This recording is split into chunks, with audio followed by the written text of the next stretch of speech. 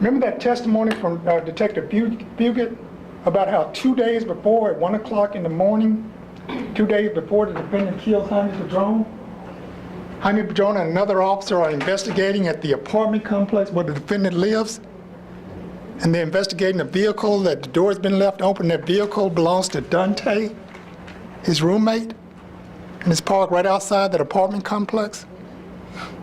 Do you think there's any chance that the reason he knows Officer Jaime Padron is that he was there 2 days before and he had some conversation with Jaime Padron?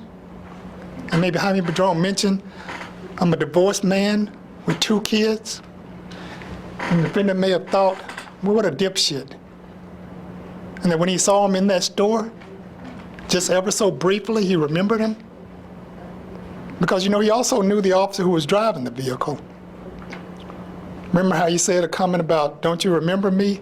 And the officer turns out, yeah, I did remember him, but we had a conversation. We talked about Colorado because he's so friendly and personable in that circumstance. So it turns out, 5 minutes. thank you, Your Honor. The evidence turns out to be that not only did he know it was a Austin police officer that he killed, but he knew which Austin police officer that he killed.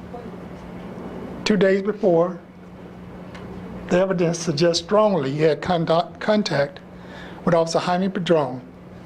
And when he saw him in the Walmart, he put a bullet into his head. And Xanax doesn't excuse that. He certainly didn't know the person he shot was a police officer. Now they're going to say, well, what about all those statements he made about, you know, I shot a cop and I still shot. Let me tell you something. He's on the ground, and by the time they pull him up, or maybe even while he's lying on the ground, he passes out, wakes up, and sees the person he shot and recognizes that the person he shot was a police officer. But certainly when they picked him up, he knew. When they had him in handcuffs and all the other cops were around, he knew. When dozens upon dozens of police officers show up, so it's not reasonable to assume that somebody says, man, I can't believe he shot Jaime, or he shot an officer, or the officer has 2 kids. Because Mr. Cobb wants to tell you, oh, he met Officer Padron 4 days earlier, or 2 days earlier, and the only thing you have is him responding to a call about a suspicious vehicle, where he closes the door, is what the report said. He closed the door to the car and left. Doesn't write that he makes any contact with a single individual. Incidentally, that car wasn't even his, it was his roommate's.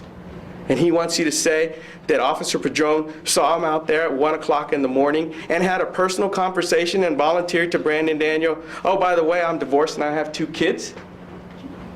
That he just volunteered that to a guy he's investigating at 1 o'clock in the morning 2 days before? Who does that? What officer is going to share personal details with the person that they're investigating about their life? Or is it more reasonable to assume that he's there and he's in cuffs and they're searching him and they're trying to get him out of there, and some of these officers says, well, then he has 2 kids. That's reasonable, that's how he heard. That's a lot more believable than the stretch that they want you to make.